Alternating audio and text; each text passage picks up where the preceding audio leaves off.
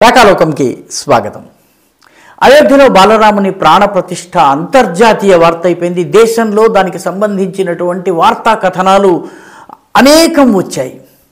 అయితే అయోధ్యలో బాలరాముడితో పాటు ఇంకొక బాలుడు కూడా అందరి దృష్టిని ఆకర్షించాడు. ఉత్తరాది ఛానల్స్ అతని గురించి చాలా మాట్లాడుతున్నాయి.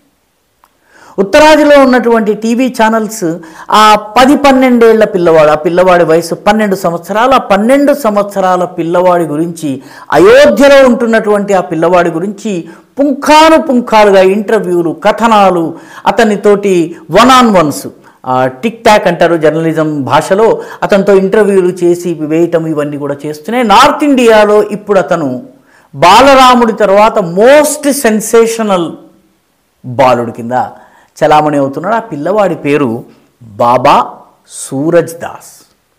ఈ బాబా సూరజ్ దాస్ వయస్సు 12 సంవత్సరాలు. కానీ అతనికి 6 సంవత్సరాల వయసులోనే వైరాగ్యం వైపు మనసు మళ్ళింది. ఎక్కడో గుజరాత్ నుంచి వచ్చేసేసారు, అయోధ్యలోనే ఉంటున్నాడు. అయోధ్యలో ఉన్నటువంటి హనుమాన్ గఢీ, అక్కడ అయోధ్యలో ఉన్నటువంటి నాగా సాధువులకు సంబంధించినంత వరకు అయోధ్య రక్షణ కోసము ఏర్పడినటువంటి సన్యాసుల సమూహము హనుమాన్ గఢీలో ఉంటుంది. ఈ హనుమాన్ గఢీలో వచ్చి ఆ పిల్లవాడు చేరాడు.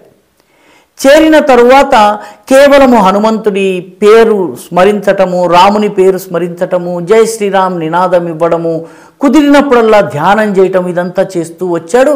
ఎవరికి తెలియకుండా ఉన్నాడు. అయితే 4-5 సంవత్సరాలుగా అతను హనుమాన్ గఢీలో ఉన్నా కూడా ఎవరికి తెలియలేదు. మొత్తం మీద ఇప్పుడు ఈ అయోధ్య మందిర నిర్మాణం జరిగి బాలరాముని ప్రాణప్రతిష్ఠ జరిగే సందర్భంలో దేశ విదేశాలకు చెందినటువంటి వేలాది మంది విలేకరులు ఎప్పుడైతే అయోధ్య నగరంలో దిగారో అప్పుడు వాళ్లకు ఈ బాల సన్యాసి గురించి తెలిసింది. 6 సంవత్సరాలుగా సన్యాస దీక్షలో ఉంటూ ఇప్పుడు 12 సంవత్సరాలు వచ్చినాయి. పాలుగారే పసివాడిలాగా ఉన్నప్పటికీ కూడా నోరు తెరిస్తే వేదాంతము, ధర్మ సూక్ష్మాలు, ధర్మానికి సంబంధించినటువంటి ఎదుటివాణ్ణి నిరుత్తరుని చేసేటటువంటి ప్రజ్ఞాపాఠవాలతో కూడినటువంటి జవాబులు ఇవ్వడము, ఇదంతా కూడాను ఆ సూరజ్ దాస్ అనేటటువంటి 12 సంవత్సరాల పిల్లవాడు చేస్తున్నాడు. ఇవి మీడియా కంటపడ్డాయి. సో ఉత్తరాది మీడియా అతన్ని పట్టుకున్నాయి, అతనితో ఇంటర్వ్యూలు చేశాయి. ఉత్తరాది మీడియా అంతా కూడాను, హిందీ మీడియాలో, ఇంగ్లీష్ మీడియాలో ఆయన ఒక రకంగా చెప్పాలన్నట్టయితే ఈరోజు ఒక సూపర్ సెన్సేషన్. ఎంత అతని మాటలు ముద్దుగొలుపుతున్నాయంటే, ఆధ్యాత్మికంగా ఎంత లోతైన మాటలు ఉన్నాయంటే, ఆయనను అయోధ్య మందిర నిర్మాణంలో అత్యంత కీలక పాత్ర వహించినటువంటి జగద్గురువు రామానందాచార్య అయినటువంటి రామభద్రాచార్య, అంధులైనటువంటి స్వామి, ఆయన పిలిపించుకుని తన ఒళ్ళో కూర్చోబెట్టుకుని ఆ పిల్లవాడికి పూలమాలలు వేసి అతని చేత హనుమాన్ చాలీసా చెప్పించుకుని పంపించారు. అతని గురించి తెలిసినటువంటి ఉత్తరప్రదేశ్ ముఖ్యమంత్రి యోగి ఆదిత్యనాథ్ ఆయనను ప్రత్యేకంగా హనుమాన్ గఢీకి వెళ్ళి కలిశారు. ఆ 12 ఏళ్ల పిల్లవాడిని.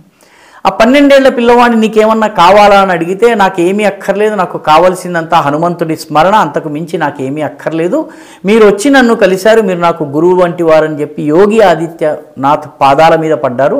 ఆ తర్వాత అయోధ్య మందిరాన్ని చూడాలన్నటువంటి కోరిక ఉంది, అయితే ఇనాగరేషన్కి నాకు ఇన్విటేషన్ రాలేదని చెప్తే యోగి ఆదిత్యనాథ్ మిమ్మల్ని ఆపేవారు ఎవరు, మీరు రావచ్చును అని చెప్పారు. ఆ రకంగా తను ప్రధానమంత్రి నరేంద్ర మోదీకి ఒక గొప్ప ప్రశంసకుడు కూడాను. అయోధ్యలో రామమందిర నిర్మాణం కోసము నిత్యము పూజలు చేయటం అతని యొక్క దినచర్య అంతా కూడాను.